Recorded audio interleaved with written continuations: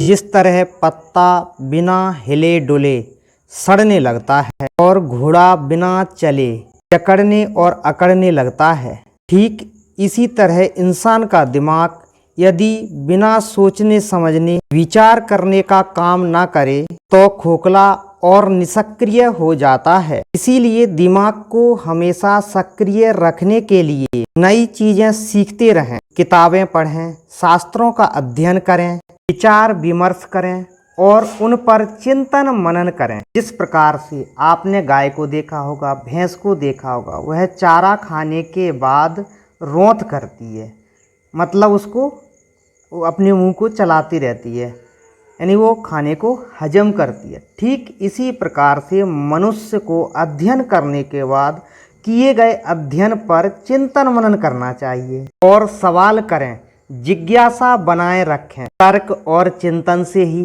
बुद्धि विकसित होती है। इसके लिए अध्ययन और अध्ययन में निरंतरता जरूरी है। जैसे शरीर के लिए व्यायाम, वैसे ही मस्तिष्क के लिए लगातार अध्ययन जरूरी है और किए गए अध्ययन पर चिंतन और उसमें से सत्य के सार को धारण करना, यानी सत्य को समझना अत्यंत जरूरी है। एक कहावत भी है कि ज्ञान का उपयोग और विचारों की गहराई हमें सजीव और प्रभावशाली बनाती है। इसीलिए कहा जाता है कि पत्ता भी पड़ा पड़ा सड़ जाता है और घोड़ा भी खड़ा खड़ा अकड़ और जकड़ जाता है। ठीक इसी तरह मनुष्य का दिमाग भी चिंतन और मनन के बिना खोखला हो जाता है। धन्यवाद दोस्तों। जय आरसीएम।